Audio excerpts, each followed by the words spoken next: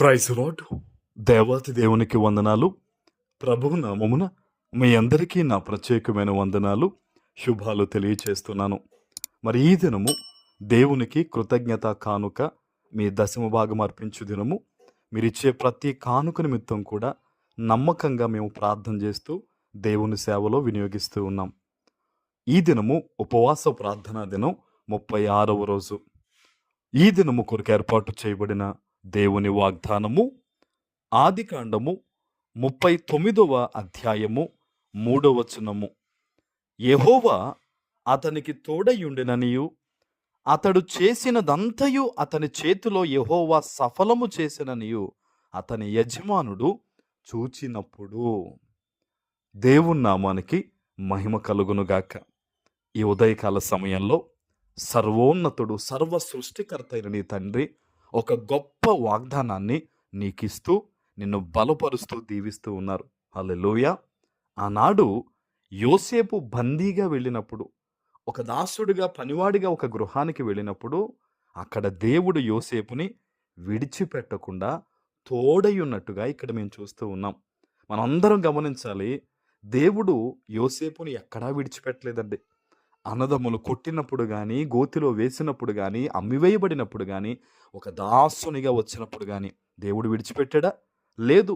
మరెందుకు దేవుడు ఆ గాయాల పాలైన మౌనంగా ఉన్నాడు, అమ్మివేయబడిన మౌనంగా ఉన్నాడంటే యోసేపు పట్ల దేవునికి ఒక ప్రణాళిక ఉంది. హల్లెలూయా.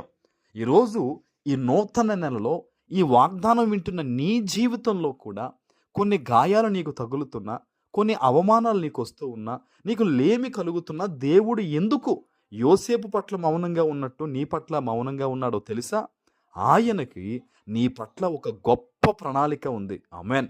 నిన్ను ఉన్నతమైన స్థానానికి తీసుకెళ్ళడానికే కొన్ని సందర్భాల్లో దేవుడు గడిచిన నెల మౌనంగా ఉన్నాడు. అయితే ఈ నెల మొట్టమొదటి దినాన దేవుడు నీకు వాగ్దానం ఏమిస్తున్నాడో తెలుసా?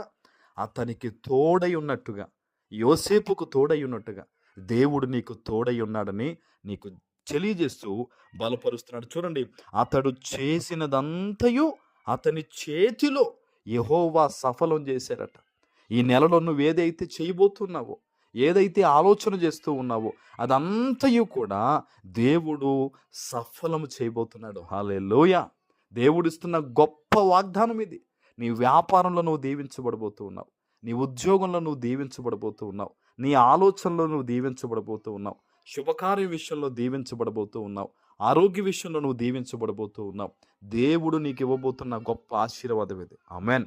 నువ్వు దేవుని సన్నిధిలో నమ్మకంగా ఉంటూ ప్రార్థన చేయి చాలు. ఈ నూతన నెలలో దేవుడిస్తున్న వాగ్దానం ఇది. నమ్మకంగా ఉంటూ ప్రార్థన చేయి.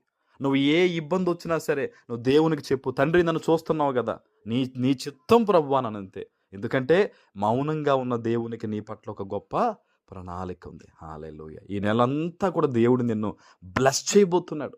నువ్వు ఇవ్వబోతున్న కానుక విషయంలో బ్లెస్సింగ్ అవ్వబోతున్నావు. నువ్వు చేసే ప్రార్థనలో దీవించబడబోతున్నావు. ఉపవాస ప్రార్థనలో నువ్వు ఆశీర్వదించబడబోతూ ఉన్నావు.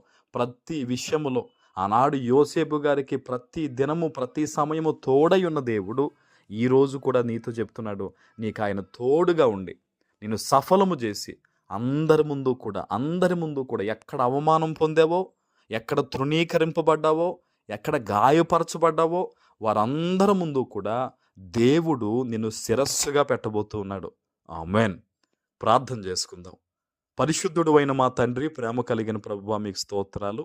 ఈ ఉదయకాల సమయంలో మీరు ఇచ్చిన గొప్ప వాగ్దానము ప్రతి బిడ్డ జీవితంలో నెరవేర్చి స్థిరపరచమని యేసు నామమున ప్రార్థిస్తున్నాను తండ్రి. ఆమేన్.